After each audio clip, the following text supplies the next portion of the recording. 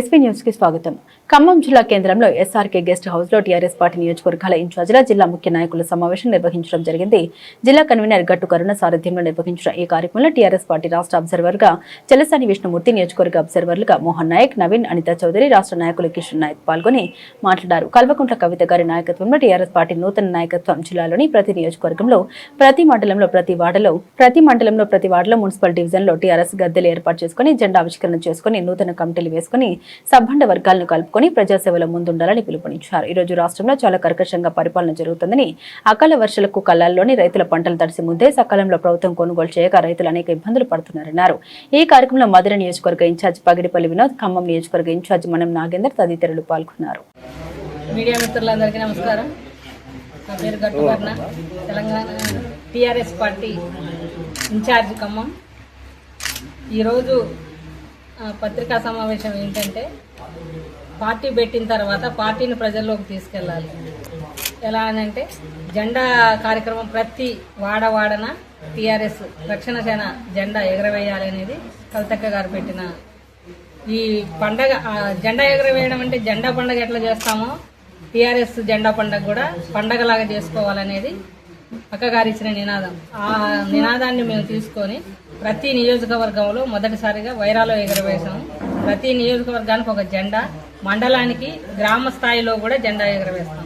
ఈ జెండా ఎగరవేయడం అంటే ఏదో ఒక్కళ్ళు ఇద్దరు కాదు, గ్రామ స్థాయి నుంచి జిల్లా స్థాయి కమిటీల వరకు అందరం ఆ జెండా పండుగలో పాల్గొని అదొక పండగలాగా తీస్తాము. ఈరోజు ఇన్ఛార్జి గారు మాకు రాష్ట్ర ఇన్ఛార్జిగా విష్ణుమూర్తి గారిని పంపించారు ఇక్కడికి. తను మా అబ్జర్వర్గా చూసుకొని ఇక్కడ కార్యక్రమాలు చేసుకొని వెళ్దాం అనుకొని వచ్చారు. ఆ సందర్భంగా మేము మీటింగ్ పెట్టుకోవడం జరిగింది. మీటింగ్లో కూడా ఈ చర్చ ఇవన్నీ ఈరోజు జరిగిన కార్యక్రమాల గురించి అయితే ముఖ్యంగా పార్టీ జెండాతో పాటు కవితక్క గారు ఏమన్నారంటే, పార్టీ జెండానే కాదు లోకల్గా ఏమున్నా కానీ ప్రజల సమస్యలు తీసుకెళ్తూ మీడియా దృష్టికి తీసుకెళ్తూ ఆ సమస్యలను పరిష్కరించడానికై ఆ సమస్య ఏంటి అనేది ఆ సమస్య తీసుకెళ్లి ప్రభుత్వానికి తెలియజేస్తూ ఆ సమస్య పలానా సమస్య ఇక్కడ ఉంది, ఈ సమస్య ఎందుకు జరగట్లేదు అని చెప్పేసి భూదాన్ సమస్య మేము ప్రజల్లోకి ఎట్లా తీసుకొచ్చామో అదే సమస్యలాగా ప్రతి ఒక్కటి కూడా. ఈరోజు ఏన్కూరులో ఒక సమస్య ఉంది. ఏన్కూరులో ఏంటంటే బస్ స్టాప్ లేదు. ఎంతో మంది చుట్టుపక్కల జనాలందరూ వచ్చినా కానీ బస్సు వచ్చేంత వరకు ఆ ఎండలో నిలబడాల్సి వస్తుంది. ఇప్పుడున్న పరిస్థితులలో ఈ ఎండలో చంటి పిల్లల్ని వేసుకొని కానీ వృద్ధులను వేసుకొని కానీ ఎండలో స్టాప్ దగ్గర నిలబడలేరు. నిలబడాలంటే ఏ షాప్ దగ్గర ఉండాలి. ఆ షాప్ దగ్గర నుంచి వీళ్ళు వచ్చేలోపు ఆ బస్సు ఆగదు. ఎంతో మంది వికలాంగులు ఉంటారు, ముసలి వాళ్ళు ఉంటారు, చిన్న పిల్లల్ని ఎత్తుకొని వచ్చే వాళ్ళు ఉంటారు. కాబట్టి ఆ బస్ స్టాప్ను మేము మా స్వయస్థాలతో మేము కట్టుకోవాలని చెప్పేసి కమిటీ నుంచి మేము అనుకుంటున్నాము. మరి అది మేమైతే ఫస్ట్ ప్రభుత్వం దృష్టికే తీసుకెళ్తున్నాం. బస్ స్టాప్ లేదని చెప్పేసి మీడియా ముఖంగా మేము చెప్తున్నాం. కాబట్టి ఏమో ప్రభుత్వం చేస్తుందో ఏదో తెలియదు, మేమైతే నిర్మించాలనుకుంటున్నాము. ఇంకోటి ముఖ్యంగా చింతకాని మండలంలో మొన్న మొక్కజొన్న గాలిపోయిన విషయంలో కానీ మన రైతులు ప్రతి ఒక్క రైతు ఈరోజు వడగళ్ల వానలకి కానీ ఈ మొక్కజొన్నలు రోడ్లెంబడి ఆరబోసినవన్నీ రైతు పండించేటప్పుడు ఎట్లా కంటి మీద కునుకు లేకుండా పిట్టలకు గద్దలకు పోకుండా కాపు కాస్తాడో, ఇప్పుడు పండించిన తర్వాత కూడా రోడ్డుకు వచ్చిన తర్వాత ఆ పంటంతా రోడ్ల మీద పోసుకొని పైకి చూస్తూ నీటి కోసం వర్షం ఎప్పుడు పడుతుంది అన్ని నెట్టుకొని మళ్ళీ ఒక దగ్గర ఎందుకు అన్ని రోజులు ఉంచాలి? రైతు కళ్ళంలోంచి తీసుకొచ్చిన తర్వాత శాతం ఏందో పడిన తర్వాత వాళ్ళకు వచ్చే డబ్బేదో ఇచ్చి రైతుల్ని ఆదుకుంటే పోతుంది. రైతులు లేకపోతే మనం లేము. ముఖ్యంగా తల్లి ఎట్లనో చంటి పిల్లోడికి తల్లి ఎట్లనో రైతు కూడా అంతే. రైతు పండిస్తేనే ఈరోజు మనం 5 ఏళ్ళు నోట్లోకి పోతున్నాయి. రైతు లేకపోతే ఎవ్వరు కూడా, ఉద్యోగస్తులు ఉండరు, రైతు రాజకీయ నాయకులు ఎవరైనా అన్నం తినాల్సిందే కంపల్సరీ. ఆ అన్నం ఎవరి నుంచి వస్తుంది? రైతు నుంచి వస్తుంది. రైతు పండిస్తేనే వస్తుంది. ఆ రైతు ఏం చేస్తున్నాడు? నైటు రాత్రులు పగలు కరెంటు లేకుండా పాములలో తేళ్లలో ఒక్కొక్కసారి గట్ల మీద కూడా పడుకుంటారు రైతు. ఎందుకంటే రైతు జెండా ఆవిష్కరణలు అయిన తర్వాత ఒక దగ్గర కవితక్క గారు పాల్గొంటారు. ప్రతి జిల్లాలో కూడా అక్కగారు ఒక ప్రోగ్రాం పాల్గొంటారని చెప్పేసి అని అన్నారు. మన దగ్గర కూడా ఖమ్మంలో కూడా భారీ ఎత్తున ఒక ప్రోగ్రాం జరుగుతాయి. ఆ రోజు భారీ ఎత్తున చేరికలు ఉంటాయి. ఆ చేరిక రోజే జెండా వందనం ఇక్కడ ఖమ్మంలో ఉంటుంది. అది ఒక పండగలాగే ఉంటుంది. ఆ రోజు కూడా మీడియా మిత్రులందరినీ పిలుచుకుంటాము. ఆ పండగలో మీరు కూడా భాగస్వాములు అవుతారు. ఇంకా మిగతా ఏంటంటే ఉచిత విద్య, ఉచిత వైద్యం, ఈ రెండు కూడా మేము ముఖ్యంగా నినాదంగా తీసుకొని రైతు సమస్య, ఉచిత విద్య, ఉచిత వైద్యం, ఈ మూడింటి మీద మేము ప్రజల్లోకి వెళ్ళి అక్క మాటగా మేము ప్రజలకు చెప్పి మేము ప్రభుత్వంలోకి వస్తే మేము కంపల్సరీ చేస్తాం, చేయకపోతే మమ్మల్ని గల్లబట్టి అడగండి అని చెప్పేసి మేము అక్క రాళ్ళు పెట్టి కొట్టండి అంటుంది. మేము కూడా అంతే, మేము జిల్లాలలో ఉన్నాం కాబట్టి మమ్మల్ని కూడా రాళ్ళు పెట్టి కొట్టండి. మేము 20 నుంచి స్టార్ట్ అయిందండి. జూన్ 20 నుంచి స్టార్ట్, అదే మే 20 నుంచి స్టార్ట్ అయింది. జూన్ 20 వరకు ఎండ్ అవుతుంది.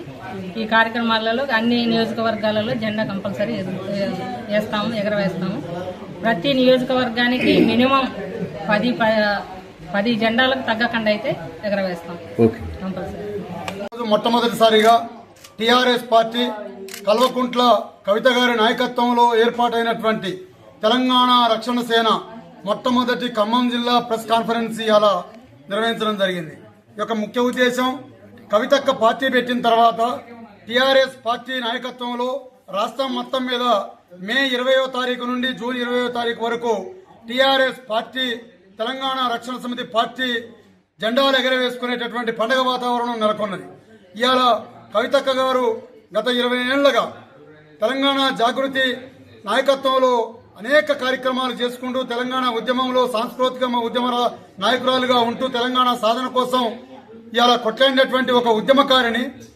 తెలంగాణ రక్షణ సమితి పేరుతోని ప్రజల్లోకి, సబ్బండ వర్గాల్లోకి, రాజ్యాధికారంలో అందరినీ భాగస్వామ్యం చేసే దాంట్లో భాగంగా తెలంగాణ రక్షణ సమితి పార్టీ ఏర్పాటు చేసి ఇవాళ అన్ని వర్గాల, మతాల, కులాల ప్రజల్ని ఏకతాటిపైకి తీసుకొచ్చేటటువంటి పద్ధతిని కొనసాగిస్తున్నటువంటి పరంపరను కొనసాగిస్తూ ఖమ్మం జిల్లా వ్యాప్తంగా 5 నియోజకవర్గాల్లో ప్రతి నియోజకవర్గంలో జెండా పండుగను ఎగరవేసుకుంటూ ప్రతి మండల కేంద్రంలో జెండా గద్దెలు నిర్మించుకొని పార్టీ నిర్మాణాన్ని పటిష్టం చేసుకునే దాంట్లో అవకాశం ఇచ్చినటువంటి కవితక్క గారికి ప్రత్యేకమైనటువంటి ధన్యవాదాలు తెలియజేస్తూ, అదే మాదిరిగా రానున్నటువంటి రోజుల్లో ఇవాళ ఇప్పటికే గత పాలకుల్ని ప్రజలు ఇవాళ తిరస్కరణకు గురి చేసి కాంగ్రెస్ పార్టీ ప్రభుత్వాన్ని గద్దెనెక్కిస్తే వాళ్లకు భిన్నంగా పాలిస్తారని చెప్పని అనుకుంటే ఇలా ఇళ్లను కూల్చేసేటటువంటి పద్ధతి, రైతాంగాన్ని పట్టించుకునేటువంటి పద్ధతి, అనేక రకాల ప్రజా వ్యతిరేక ఉద్యమాలు నడిపిస్తున్నటువంటి ఈ పాలకులకి బుద్ధి చెప్పే దాంట్లో భాగంగా కవితక్క గారు పార్టీని ప్రకటిస్తూనే పంచజన్యంతో మొదలుపెట్టినారు. ఇవాళ ఉచిత విద్య, ఉచిత వైద్యం, ఈ దేశంలో, ఈ రాష్ట్రంలో, ఈ భూమండలంలో ప్రజలు బతికి ఉండేటటువంటి ప్రతి దగ్గర ఉండవలసినటువంటి ఏంటంటే ఆరోగ్యం ఉండాలి. ఆరోగ్యానికి ఇవాళ కార్పొరేట్ తరహా వైద్యం వచ్చినప్పుడు లక్షల కోట్ల రూపాయలు ఖర్చు పెట్టినా మనిషి ప్రాణాలు దక్కనటువంటి పరిస్థితి. అటువంటి పరిస్థితిలో ఇవాళ సగటు మానవుడు సంపాదించే దాంట్లో 60 నుంచి 70% విద్యకి, వైద్యానికే వెళ్ళిపోతే జీవనం ఇబ్బందిగా మారుతుంది. కాబట్టి తన ఆలోచనతోని, అంబేద్కర్, పులే ఆలోచన విధానంతోని ఇవాళ కవితక్క గారు ఉచిత వైద్యాన్ని అందించాలనేటటువంటి కాన్సెప్ట్ ని పెట్టుకున్నారు, ఉచిత విద్యను అందించాలనేటటువంటి కాన్సెప్ట్ పెట్టుకున్నారు. ఇలా నిరుద్యోగ యువతకు ఉపాధి కల్పించాలనేటటువంటి కాన్సెప్ట్ పెట్టుకున్నారు. ఇలా సామాజిక తెలంగాణ అంశంగా అందరం సమానంగా ఉండేటటువంటి పద్ధతిని కొనసాగించాలనేటటువంటి పెట్టుకున్నారు. అట్లనే రైతే రాజు, రైతే రాజని ఇప్పటి వరకు పాలకులు ఉపన్యాసాలు ఇస్తూ చెప్పుకుంటూ పోయినారు. కానీ నిజంగా రైతు సంక్షేమం కోసం ఏ ఒక్కరూ కృషి చేయలేదు. కాబట్టి ఖచ్చితంగా రైతుకు వెన్నుముకగా తెలంగాణ రక్షణ సమితి ఉంటుందని చెప్పని తెలంగాణ రాజకీయాల్లో పునరేకీకరణ కోసం కవితక్క పంచజన్యంతోనే శంకారావం చేసింది. కాబట్టి ఇలా ప్రజలు, ప్రజాస్వామికవాదులు, విద్యార్థులు, మేధావులు, కార్మికులు, కర్షకులు ఆలోచన చేస్తా ఉన్నారు. కవితక్క నడుస్తున్నటువంటి తీరుని, కవితక్క పెట్టినటువంటి పంచజన్యాలని ప్రజలు ఆమోదిస్తున్నారు, ఆలోచనలు చేస్తా ఉన్నారు. ఖచ్చితంగా ఈ రాష్ట్రంలో 3వసారి జరగబోయేటటువంటి ఎన్నికల్లో మహిళా ముఖ్యమంత్రి కావాలనేటటువంటి పద్ధతుల్లో ప్రజానీకం యొక్క నాడి ఉన్నది. కాబట్టి ఇలా ప్రజలకు సేవ చేసేటటువంటి భాగ్యం, ఇలా ప్రజలు దీవించాల్సినటువంటి అవసరం, కవితక్కను ఆశీర్వదించాల్సినటువంటి అవసరం ఉంది. కాబట్టి ఖమ్మం జిల్లా నుంచి కూడా జెండా పండుగలను కవితమ్మ ఇచ్చినటువంటి ఏదైతే పిలుపు ఉన్నదో ఆ పిలుపులో భాగంగా టీఆర్ఎస్ పార్టీ తెలంగాణ రక్షణ సమితి జెండాను ప్రతి వాడన రెపరెపలాడిస్తాం. రానున్నటువంటి రోజుల్లో కవితమ్మని ఈ రాష్ట్ర ముఖ్యమంత్రిగా చూసుకునే దాంట్లో మా వంతు కృషి మేము ఖమ్మం జిల్లాగా చేస్తామని చెప్పని పిలుపునిస్తా ఉన్నాం. జై కవితమ్మ, జై టీఆర్ఎస్.